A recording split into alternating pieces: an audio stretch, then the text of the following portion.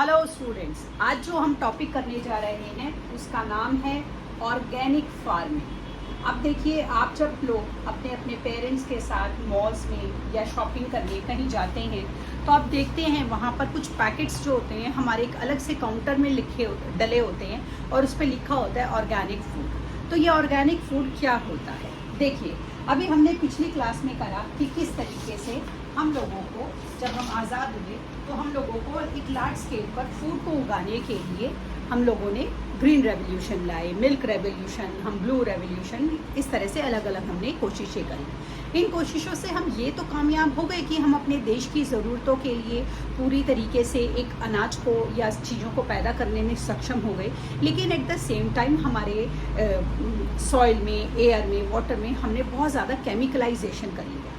तो जब हमने ये केमिकलाइजेशन करा तो हमें ये समझ आया कि ज़रूरत से ज़्यादा केमिकल का यूज़ किस तरीके से हमारे एनवायरनमेंट को ख़राब करता है। न केवल हमारी वाटर बॉडीज़ को पोल्यूट कर रहा है, जिससे कि हमारी जो एक्वेटिक लाइफ है, एक्वेटिक ऑर्गेनिजम्स हैं, प्लांट्स हैं, न केवल वो बैडली इफेक्टेड हो रहे हैं, बल्कि सॉइल के भी हम बहुत ज़्यादा, सॉइल का डिजर्टिफिकेशन, सॉइल का डिप्लीशन, सॉइल का डिग्रेडेशन भी हमने बहुत ज़्यादा करा।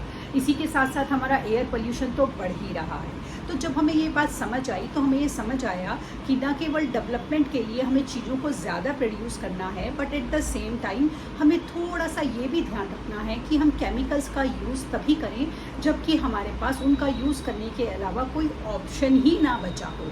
अगर केमिकल्स का यूज़ रोकने के हमारे पास ऑप्शन है तो हमें उस ऑप्शन को यूज़ करने की बहुत ज़्यादा ज़रूरत है। तो ऐसा ही एक ऑप्शन होता है हमारा ऑर्गेनिक फार्मिंग। ऑर्गेनिक फार्मिंग हमारा वो तरह का फार्मिंग होता है जिसमें किसी भी तरह के केमिकल, फर्टिलाइजर्स, पेस्टिसाइड्स, वीडीसाइड्स का यूज़ नहीं किया जाता।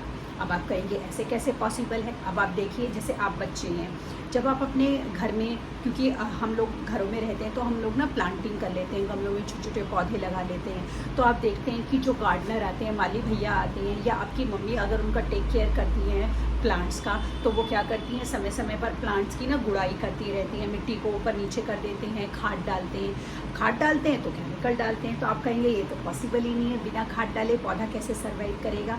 नहीं, हम बिना खाद डाले जिसे हम बोलते हैं बायो फर्टिलाइज़र का यूज़ करके हम अपनी सॉइल की फर्टिलिटी को मेंटेन कर सकते हैं। तो देखिए, इसको हम स्टेप बाय स्टेप समझेंगे। देखिए, अब सबसे पहले जैसे कि आप लोगों को समझाया जाता है, आपके पेरेंट्स बोलते हैं कि बेटे आपको सारी चीज़ें खानी चाहिए, क्योंकि डाइट में हमारी डाइट का बैलेंस होना बहुत ज़रूरी है।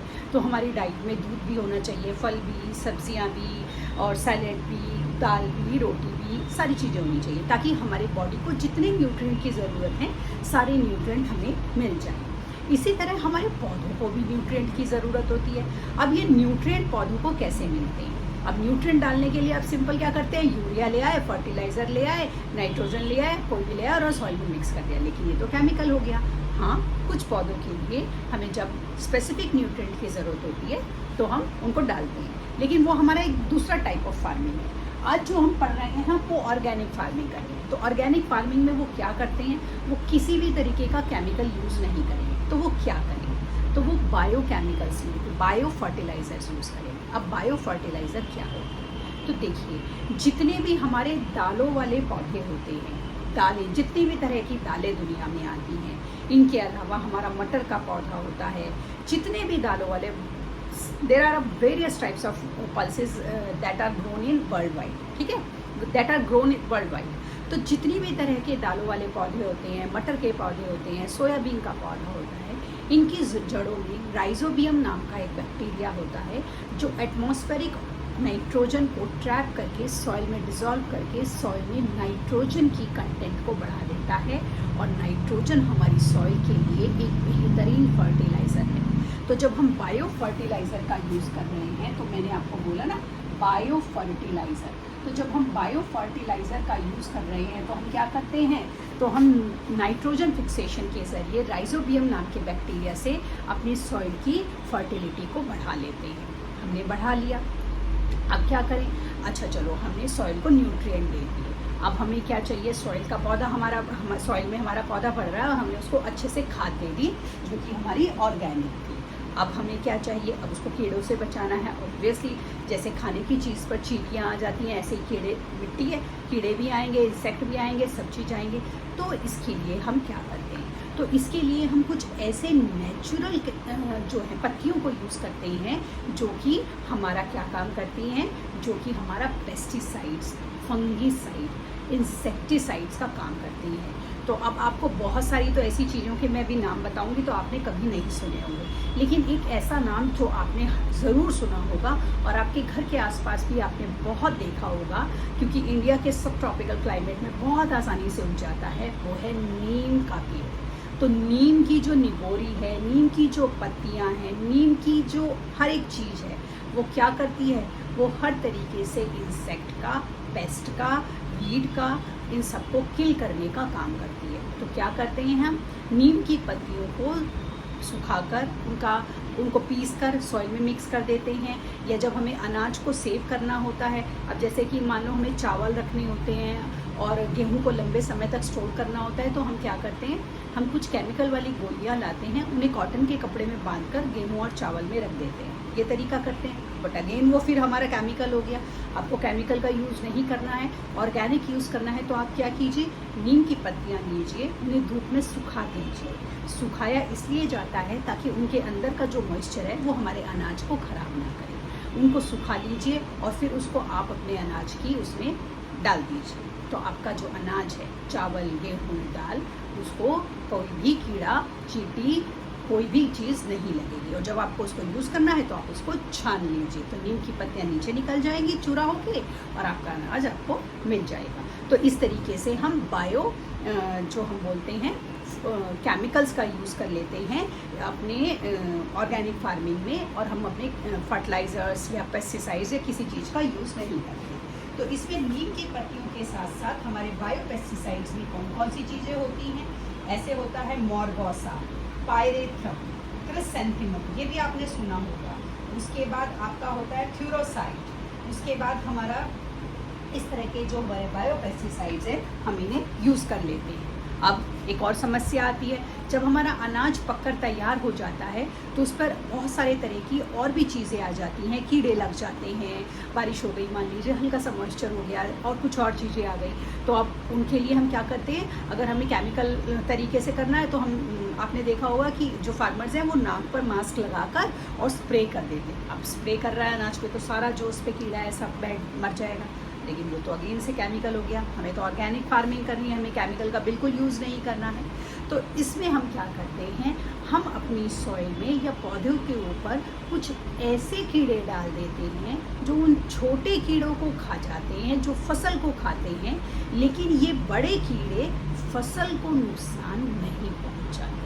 मेरी बात समझे आपने? हमने क्या किया, अपनी फसलों पर कुछ इस तरह के कीड़े छोड़े जो कीड़े फसल को तो बिल्कुल नहीं खाएंगे, लेकिन फसल को खाने वाले छोटे कीड़ों को खा जाते हैं।